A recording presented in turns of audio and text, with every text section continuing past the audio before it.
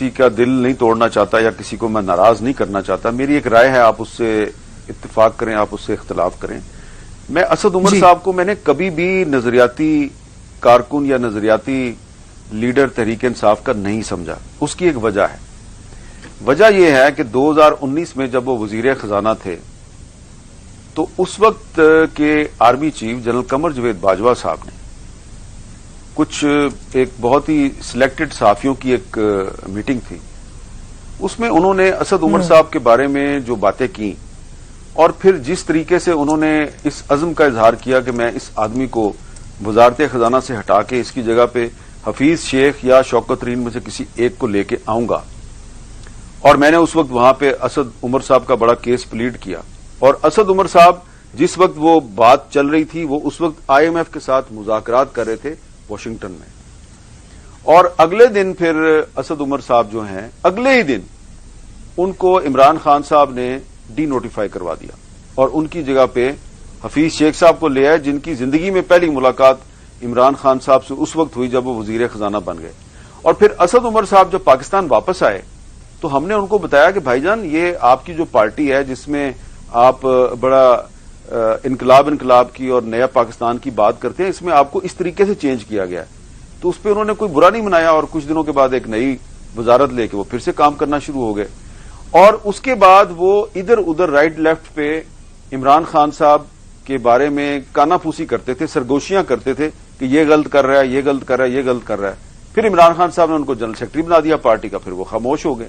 تو اب انہوں نے جو ایک charge sheet chairman Tehreek Insaf کے خلاف جو انہوں نے چارج شیٹ لگائی ہے, یہ باتیں ان کو اس وقت کرنی چاہیے تھی جب وہ حکومت میں تھے یا جب وہ پارٹی کے جنرل سیکرٹری تھے. یہ 9 مئی سے پہلے کرنے والی باتیں تھیں. 9 مئی کے بعد اگر وہ باتیں کر رہی ہیں تو اس کی مطلب یہ ہے ان باتوں کا کہ اسد عمر صاحب سوری ٹو سے ایک ابن الوقت مفاد پرست انسان ہیں, اور جب انہوں نے دیکھا کہ ان کی پارٹی کا چیئرمین جو ہے وہ مشکل وقت میں ہے تو وہ اب اس کو چھوڑ کے بھاگ رہے ہیں. تو اس طرح جو لوگ مشکل وقت میں چھوڑ کے بھاگتے ہیں وہ نہ پہلے کبھی نظریاتی تھے, نہ ہیں, نہ کبھی نظریاتی ہوں گے. اسد عمر صاحب جتنا مرضی کہہ لیں کہ میں نے پارٹی نہیں چھوڑی ہے, لیکن جو انہوں نے پریس کانفرنس کی تھی ان کو اڈیالہ جیل سے رہا کیا گیا اور دوبارہ گرفتار نہیں کیا گیا. وہاں سے وہ سیدھے گاڑی میں بیٹھ کے نیشنل پریس کلب اسلام آباد آئے اور وہاں آ کے پارٹی کے عہدوں سے استعفیٰ دے رہا ہوں. جبکہ شاہ محمود قریشی کو اسی اڈیالہ جیل سے گرفتار کیا گیا, پھر چھوڑا گیا, پھر گرفتار کیا گیا, ٹھیک ہے, اور پھر وہ فائنلی کورٹ کے آرڈر پہ ریلیز ہوئے. تو ڈفرنس آپ کو نظر آ رہا ہے. میں سمجھتا ہوں کہ شاہ محمود قریشی اور پرویز الہی جو ہیں وہ کھڑے ہیں. اسد عمر صاحب جو مرضی کر لیں, میں تو یہ ماننے کے لیے تیار نہیں ہوں کہ کھڑے ہیں. اور وہ اپنے آپ کو بہت چلاک سمجھتے ہیں, لیکن پاکستان کے عوام جو ہیں وہ ان سے تھوڑے سے زیادہ چلاک ہیں. تو یہ بات میں ماننے کے لیے تیار ہوں کہ شاہ محمود قریشی صاحب ہیں, پرویز الہی صاحب ہیں, فرق حبیب صاحب ہیں, حماد اظہر ہیں, مراد سعید ہیں, یہ لوگ کھڑے ہیں عمران خان کے ساتھ. لیکن سچ یہ ہے کہ پاکستان تحریک انصاف کی ایز اے پارٹی جو اس کی ایک کریڈیبلٹی تھی وہ کافی ڈیمیج ہو گئی ہے. اب اگر کوئی ووٹر یا سپورٹر اگر کسی کے ساتھ ہے پارٹی سے, تو لوگ جو ہیں وہ کافی مایوس ہو چکے ہیں, کیونکہ پارٹی تو ٹوٹ پھوٹ گئی. اور ایسی ٹوٹی پھوٹی کہ جو اس کا اسپوکس پرسن تھا, اس پارٹی کا جو ترجمان تھا فواد چودھری, وہی بھاگ گیا. پہلے وہ جوتے چھوڑ کے بھاگا اسلام آباد ہائی کورٹ سے. اور ایک میں اصول کی بات کر رہا ہوں, ایک لاجک کی بات کر رہا ہوں کہ جسٹس وجیہ الدین صاحب تھے, حامد خان صاحب تھے, تسنیم نورانی صاحب تھے, مرحوم نعیم الحق صاحب, یہ سارے لوگ جو ہیں یہ آپ کو بار بار پرائیویٹ میٹنگز میں پبلکلی ایک ہی بات کہتے تھے کہ یہ جہانگیر ترین جو ہے, یہ جو علیم خان ہے, یہ جو پرویز خٹک ہے, انہوں نے ہماری پارٹی تباہ کر دیا ہے. پارٹی میں وجیہ الدین صاحب نے الیکشن کروایا, الیکشن کا رزلٹ چینج ہو گیا. پارٹی میں تسنیم نورانی نے الیکشن کروایا, اس الیکشن کا رزلٹ چینج ہو گیا. اور وجیہ الدین صاحب نے اور پھر حامد خان صاحب نے, یہی 3 4 5 لوگ جو ہیں ان کا نام تباہ کریں گے, اور ایگزیکٹلی وہی لوگ بھاگ گئے. تو اس لیے جو پاکستان تحریک انصاف کے ساتھ جو کچھ بھی ہوا ہے اس کا ذمہ دار کوئی اور نہیں. اس نے مردم شناسی کا مظاہرہ نہیں کیا, اپنے لوگوں کی بات نہیں سنی. جو لوگ پرانے پہلے دن سے ان کے ساتھ تھے, بات نہیں سنی, اور اقتدار کی ہوس میں, اقتدار کے لالچ میں انہوں نے کمپرومائزز کیے, پارٹی کے اندر ڈیموکریسی کو نہیں آنے دیا اور پارٹی کو تباہ کر دیا. تو اب لوگ جو ہیں, جو جمہوریت کا جو تصور ہے, جو اس کی ڈیفینیشن ہے, اگر آپ اس کے مطابق دیکھیں تو جو جماعت اسلامی میں جب امیر جماعت اسلامی یا ہیڈ آف جماعت اسلامی کا جب الیکشن ہوتا ہے تو کسی کو نہیں پتا ہوتا کہ کون کون امیدوار ہے. وہ مخصوص لوگ ہوتے ہیں جماعت اسلامی کے اراکین، ممبرز نہیں، رکن ہوتا ہے جو ایک پورے پروسیس کے بعد اس کو رکنیت ملتی ہے، وہ جماعت اسلامی کا رکن ہوتا ہے، اور وہ کچھ چند ہزار لوگ ہیں. البتہ کارکن جو ہیں وہ بہت زیادہ ہو سکتے ہیں. تو یہ جس طرح کا ایوب خان کا بی ڈی سسٹم تھا نا، بیسک ڈیموکریسی سسٹم، کہ جس میں پہلے جو ہے وہ کونسلرز منتخب ہوتے تھے، پھر وہی کونسلرز جو ہیں وہ صدر پاکستان کے الیکشن میں حصہ لیتے تھے. تو جماعت اسلامی میں وہ بی ڈی سسٹم ہے کہ ایک پروسیس ہوتا ہے، پہلے آپ کارکن بنتے ہیں، پھر آپ رفیق بنتے ہیں، اور پھر کچھ سٹیجز کے بعد پھر آپ امیدوار رکنیت بنتے ہیں، پھر آپ رکن بنتے ہیں. 3-4 سٹیجز ہیں، اس میں کئی سال لگتے ہیں، اور وہ پھر آپ ایک کونسلر ٹائپ بندہ بن کے تو آپ کو امیر جماعت کے ووٹ میں حصہ لینے کا حق ملتا ہے.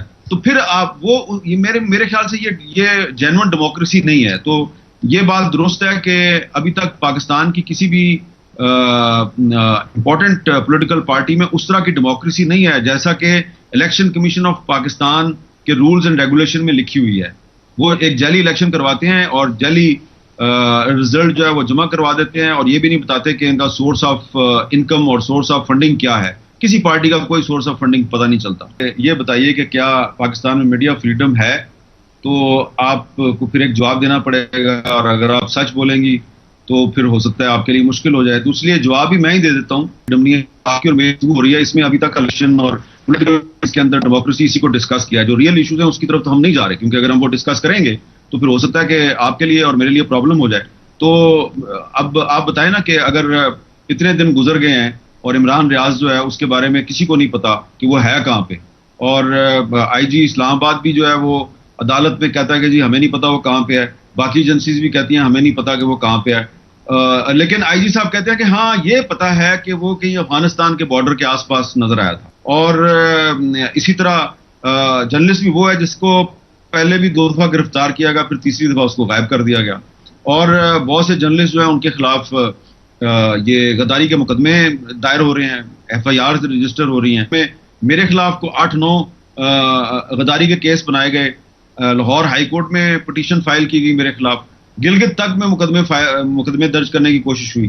تو وہی کام جو ہے وہ آج ہو رہا ہے. ابھی تک ہمیں یہ نہیں پتا کہ ارشد شریف صاحب جو ہیں ان کا جو مقدمہ ہے اس کا کیا سٹیٹس ہے. یعنی کہ آپ سوچیں کہ پاکستان میں ایک جرنلسٹ جو ہے اس کو شہید کر دیا گیا کینیا میں، اور اس کی ماں جو ہے وہ ابھی تک یہ درخواستیں کر رہی ہے کہ میری FIR درج کر لو. تو اس کی FIR درج نہیں ہوئی. عمران ریاض جو ہے اس کی بیوی جو ہے وہ روتی پیٹتی پھر رہی ہے اپنے 4 بچوں کے ساتھ، کبھی کسی کے پاس جاتی ہے کبھی کسی کے پاس جاتی ہے. تو میرا خیال یہ ہے کہ آزادی صحافت کا بہت برا حال تھا، اور پاکستان جو ہے وہ ورلڈ پریس فریڈم انڈیکس میں بہت نیچے چلا گیا تھا.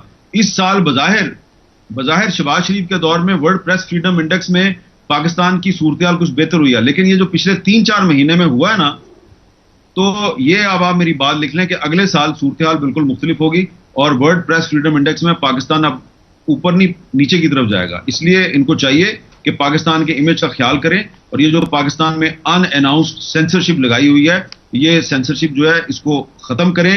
کسی بھی ملک میں، کسی بھی جمہوری ملک میں سیاسی مخالفین کے خلاف سینسرشپ کا ہتھیار استعمال کر کے آپ کوئی سیاسی کامیابی حاصل نہیں کر سکتے. اگر آپ نے سیاسی مخالفین کو سیاسی میدان میں شکست دینی ہے تو اس کا بہترین طریقہ یہ ہے کہ آپ الیکشن کروائیں، اس میں اپنے سیاسی مخالف کو شکست دیں. یہ کوئی طریقہ نہیں ہے کہ آپ سینسرشپ کے ذریعے میڈیا پر پابندیاں لگائیں اور میڈیا کچھ بول نہ سکے، اور آپ کہیں دیکھا پاکستان میں میڈیا کتنا آزاد ہے.